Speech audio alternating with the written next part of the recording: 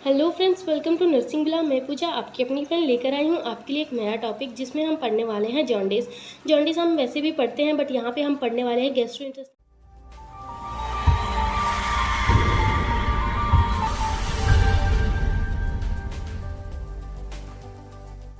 Disorder में, जो कि एक टाइप का लीवर डिसऑर्डर होता है, यानी कि लीवर से रिलेटेड होता है ये डिसऑर्डर। जो भी जॉन्डिस होता है, क्यों होता है, कैसे होता है, पढ़ते हैं, चलिए देखते हैं। डेफिनेशन क्या होता है, जॉन्डिस क्या होता है, is a yellow discoloration of body and skin due to alteration of bilirubin metabolism. यानी कि जॉन्डिस क्या होता है, जॉन्डिस यानी कि हिंदी में उसे पीलिया भी बोलते हैं।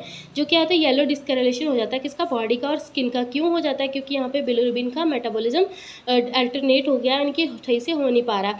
तब क्या देखेंगे, bilirubin level exceed up to 3 times then normal.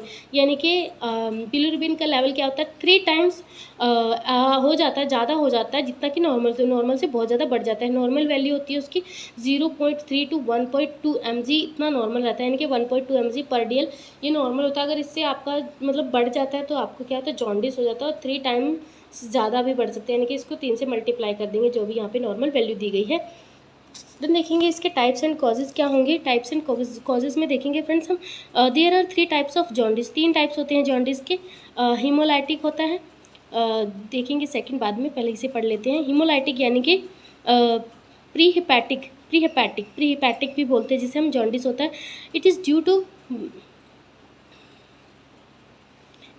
To breakdown of RBCs. यानी कि इसमें क्या होता है कि आरबीसीज का ब्रेकडाउन होता है, then lead to increase unconjugated bilirubin level in blood. Liver functions are normal, लेकिन इसमें क्या होता है, लीवर फंक्शन नॉर्मल रहता है। यानी कि इन्होंने क्या बताया कि इसमें आरबी का जो डिस्ट्रक्शन हो जाता है, यानी कि ब्रेकडाउन होता है, वो बहुत बढ़ जाता है। और जिसकी वजह से क्या होता है, जो अनकॉन्जुगेटेड बिलिरुबिन होता है वो बढ़ जाता है ब्लड के अंदर। और इसमें जो लीवर का फंक्शन होता है वो नॉर्मल रहता है, उसमें कोई भी प्रॉब्लम नहीं आती। इसके कॉजेज़ क्या होते हैं, ब्लड ट्रांसफ्यूजन रिएक्शन हो सकती है, हीमोलाइटिक एनीमिया हो सकता है, सिकल सेल क्राइसिस हो सकते हैं, या फिर गॉल ब्लैडर स्टोन्स भी इसका रीज़न हो सकते हैं।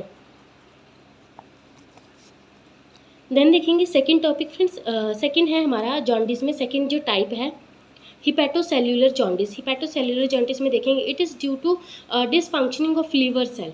यानी कि ये क्यों होता है, dysfunctioning of liver cell, liver के जो सेल्स हैं उनका डिसफंक्शन हो गया, यानी कि जो हिपैटो सेल्स होते हैं। हिपैटोसेल्युलर जॉन्डिस बताया इन्होंने कि यानी कि जो लीवर के सेल्स हैं वो डिसफंक्शन हो गया, अच्छे से काम नहीं कर पा रहे, जिसकी वजह से हिपैटोसेल्युलर जॉन्डिस हो जाता है। कॉजेज़ क्या होते हैं, इन्फेक्शन हो सकता है, हेपेटाइटिस वायरस हो सकता है, या फिर ड्रग और केमिकल टॉक्सिसिटी भी हो सकती है। थर्ड टाइप देखेंगे, ऑब्स्ट्रक्टिव जॉन्डिस। ऑब्स्ट्रक्टिव जॉन्डिस में क्या होता है, it is due to obstruction in the bile duct. यानी कि इसमें क्या होता है कि ऑब्स्ट्रक्टिव जॉन्डिस में ऑब्स्ट्रक्शन हो जाती है, कहाँ पे हो जाती है, बाइल डक्ट में। दैट लीड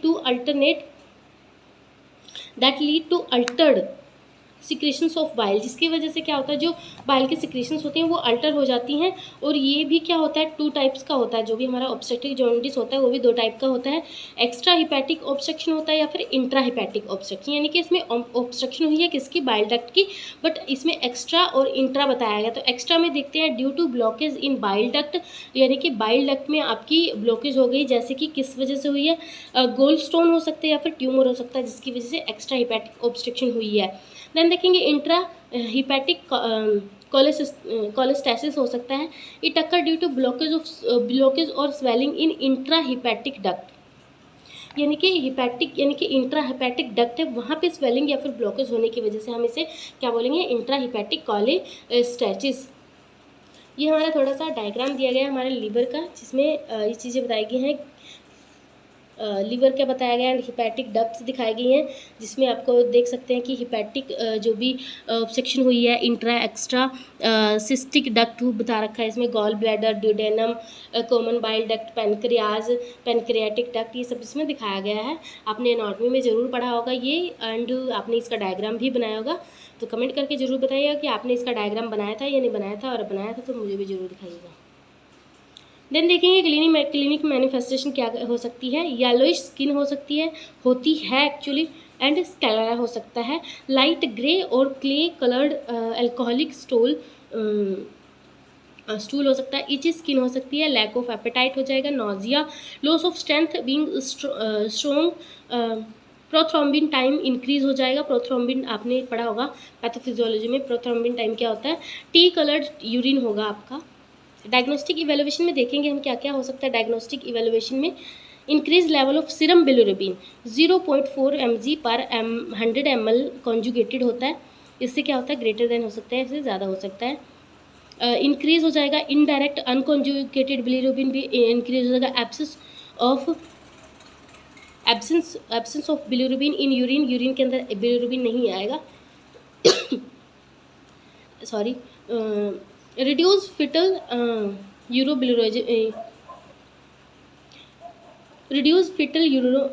यूरोबिलिनोजन, यार बड़ी प्रॉब्लम हो रही, because it does not reach in intestine. यानी कि क्या होता है कि जो भी रिड्यूस हो जाएगा, क्या हो जाएगा, फीटल यूरोबिलिनोजन हमारा रिड्यूस हो जाएगा। क्यों हो जाएगा, क्योंकि हमारे जो इंटेस्टाइन है वहाँ पे जो भी ये है नहीं पहुँच पाएगा, इसलिए यहाँ पे रिड्यूस हो जाएगा। प्रोलॉन्ग प्रोथ्रोम्बिन टाइम हो जाएगा, ये मैं आपको बता चुकी हूँ। मैनेजमेंट में क्या कर सकते हैं हम, hourly only treatment of causes, जो भी कॉजेज होंगे उनका हम ट्रीटमेंट कर सकते हैं, इस नेसेसरी और स्पोर्टिव ट्रीटमेंट भी दे सकते हैं हम इसको। नंबर 1 पे है हमारा एंटीहिस्टामिन्स ड्रग दे सकते हैं, जैसे कि इचिंग के लिए दे सकते हैं। एग्जांपल लिवोसिट्राजिन दे सकते हैं 5 mg, एविल दे सकते हैं 25 mg। सिडेटिव दे सकते हैं फॉर रेस्टलेसनेस और इरिटेबिलिटी के लिए। एग्जांपल लोराजेपाम, डाइजेपाम दे सकते हैं। Vitamin K and B complex purgative enema दे सकते हैं।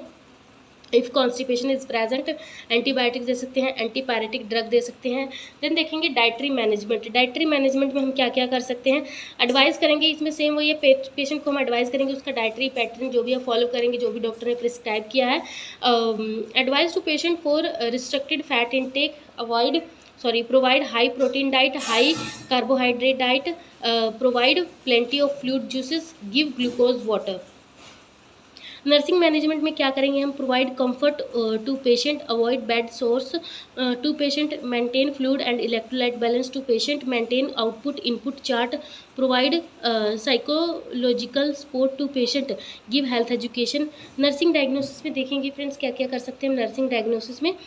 Skin integrity impaired related to pertussis, risk for haemorrhage related to disturb prothrombin factors, constipation related to disease, abdomen pain related to disease, anxiety related to disease condition, altered nutrition less than body requirement related to constipation and abdominal pain and discomfort।